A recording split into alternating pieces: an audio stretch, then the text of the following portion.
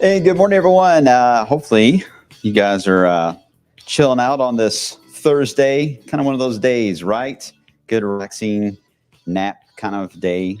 Watch Harry Potter. I always feel like Harry Potter is like the perfect movie for napping. Nothing against Harry Potter. It's just got that theme to it. I guess because it's mostly filmed, I guess, at nighttime, so it does help on the eyes trying to take a nap there. But a good Harry Potter foggy type of day. I hope you guys are doing well. Wave meteorologist Brian Good, I think.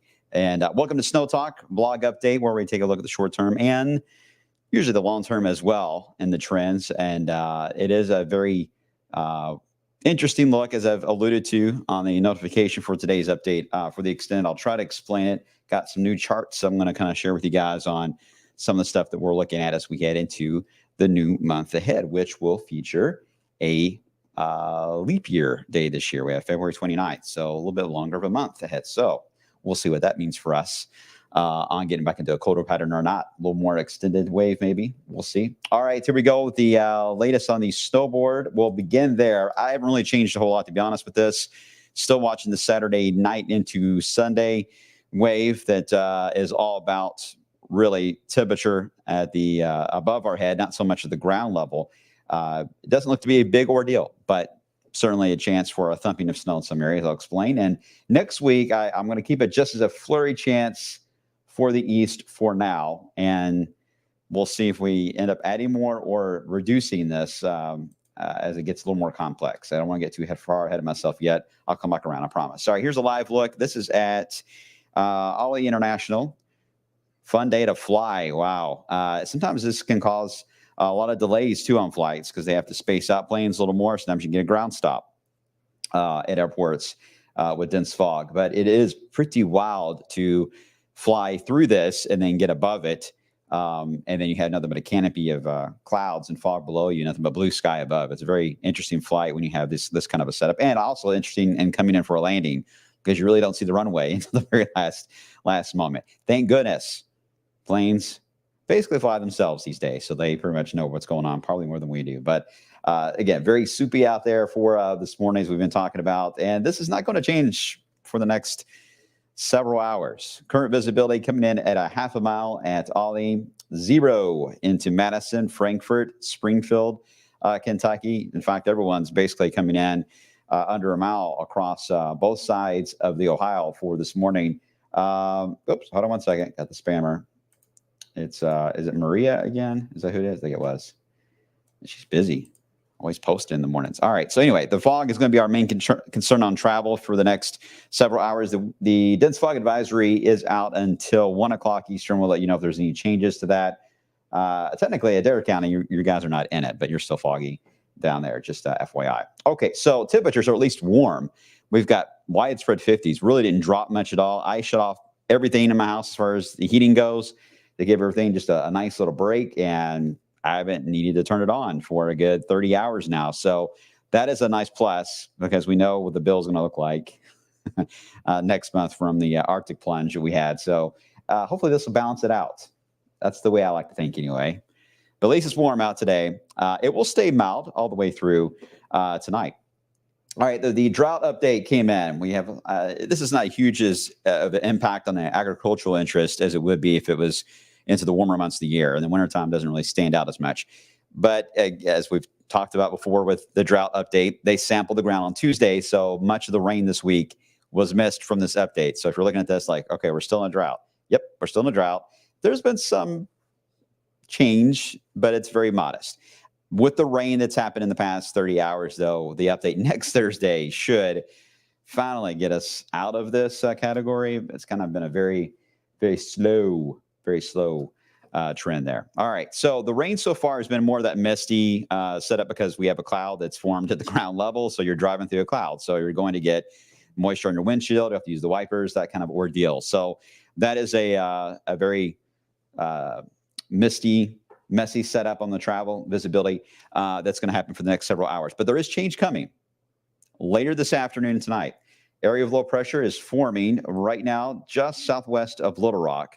And this is going to push in even warmer air right into central and eastern Kentucky. I don't see it going too far west of I-65, but right into Nashville, Cumberland Gap area through Lexington will be the brunt of that little jump upward in the warm air. And there could be some thunder with that. Again, nothing severe, some thunder possible along that track. But as this moves on by, yes, the rain is going to increase. It'll go from a misty, drizzly scenario to much more of a steadier rain. That will also help in breaking up the fog as we get into this afternoon. So we should see our ceilings improve, is what we call that, for the base of the cloud. The cloud itself, of course, at the ground level now will actually lift a little higher as we get into this afternoon. For the afternoon commute, you still may see the tops of the buildings in downtown Louisville may be cut off still from the base of the clouds, but they should be a much higher than what they are now. But again, a steady rain will take place, maybe some thunder, and then as the low moves past the area, we could actually get some decent winds. I'll show you here in a second. But the fog alerts, look at that. Dense fog advisories are out. Pennsylvania, Panhandle, Florida, into Texas. In fact, several meteorologists have already looked this up, but this is the most widespread dense fog advisory map since 2005, when we came out of a thaw in that setup too. We're going into a thaw from a very cold Arctic blast that, or at least a cool blast, not really Arctic, but it was a cool season Arctic setup in October 2005. So pretty wild. So we're not alone. Just about everything on social media right now, especially for those that follow meteorologists, it's all about fog, right? So widespread. Pretty common to see that, though, when you come out of a cold setup. Okay, so this afternoon, that low moves in. You see the heavier rain surges into areas south and east of Kentucky. That's where you're going to get your heaviest of rain. Again, there could actually be a rumble of thunder with that. I don't really see that here in Louisville. I think it's going to be too far to the west. Dina, paused? I don't think I paused. Your Facebook or feed may have paused, or it may have just locked up briefly. Everybody good? Type 1 if you're good. Type 1 if you're good. Type 4 if it's foggy at your window. Okay, so after this rain moves on by, we will have the cold front portion of this move in. This is going to be later tonight. Probably it'll take a good, I would say, 12 hours to get to the second portion of this storm system. When the wind switches around, that will be a strong gusty wind and a colder wind, or at least colder than what it has been. And therefore, highs on Friday will generally just stay stuck in the 40s all day, but could still lead to very low cloud bases tomorrow, even fog will be around. So Friday doesn't look as wet on the roads, but it does look to be quite gloomy again on your Friday. All right, we've got a lot of ones and fours. All right, ones and fours. Good. All right, thank you all. Just want to make sure everyone's good. All right, so after that passes by, we get into the wind. As I mentioned, there's that gust, 25 to 30 miles per hour. So if you've got wind chimes outside your door, you will likely hear those later tonight. That's a sign that the temperature should start dropping. So if you have your furnace set to a certain level, you may not notice it kick on at all much during the day today, but tonight, once that colder wind tries to blow into the area, you may start to notice the furnace kicking on at that point as temperatures ease back. Then we get into the weekend. All right, so this is interesting. This is a very classic setup for Ohio Valley wintry weather, more so in the autumn and spring season. We see this a lot where there's not a lot of cold air available. Systems have to make their own cold air, and you got to be in the what we call the deformation zone on the northwest side of the track of the low. If it rains hard enough, and if it's at night especially, you can allow for that colder air to fall to the ground or get closer to the tree line and allow for the snowflakes to reach the ground. And in many cases like this, we always call this like a thumping of snow.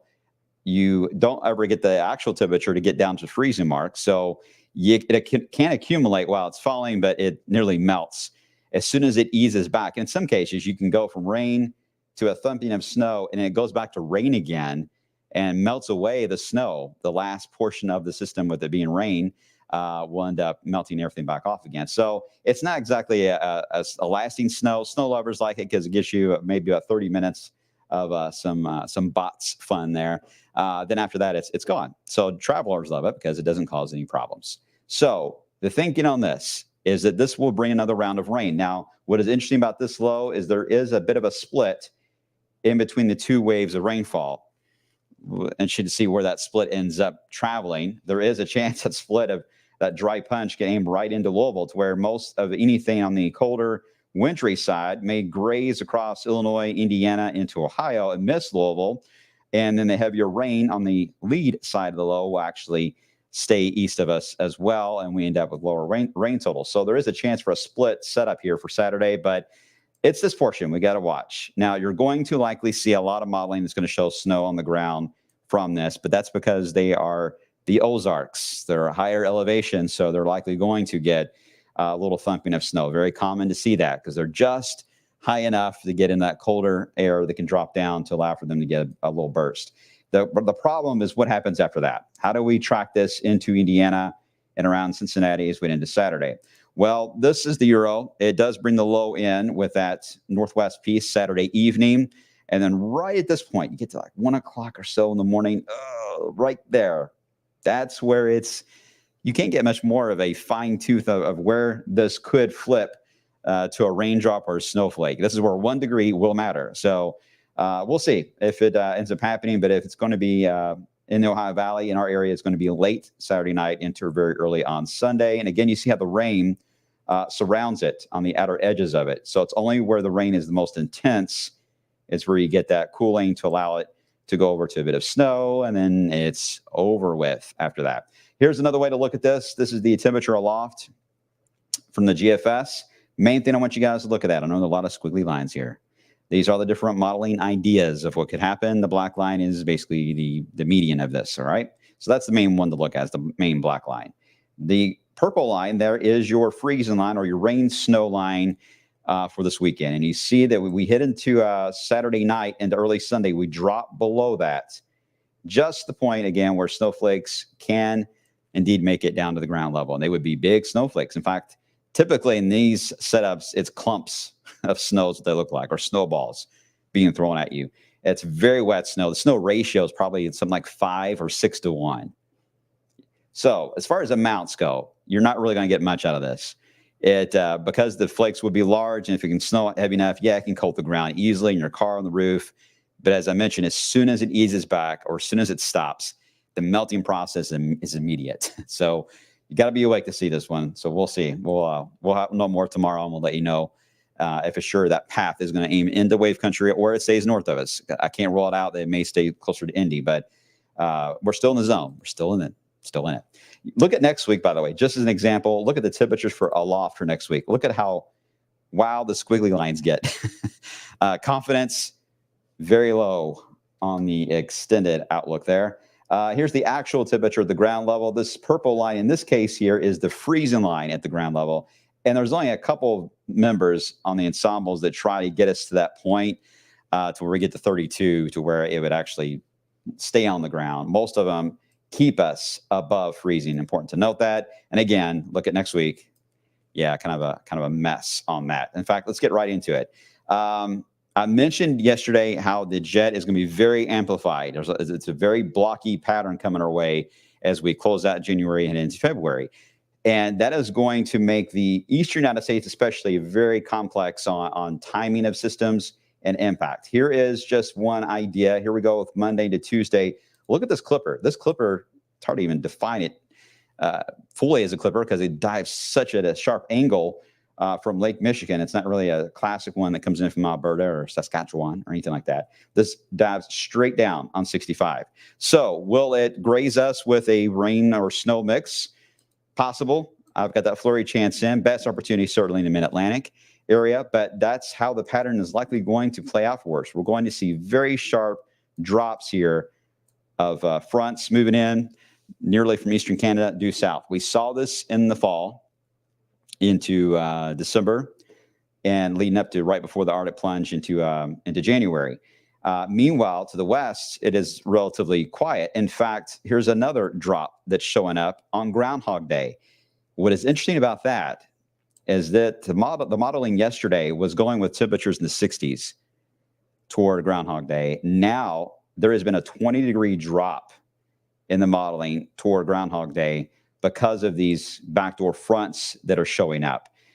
So confidence, again, very low in the extended out. I do think we'll have a bubble of warm air that is going to build right in the nation's heartland, go right into central Canada, and then it drops dramatically. So this zone here of the country is likely to stay dry and fairly quiet for a while. Most of the action is going to be in the Rockies and the southwest corner of the country and on the Great Lakes in the mid-Atlantic.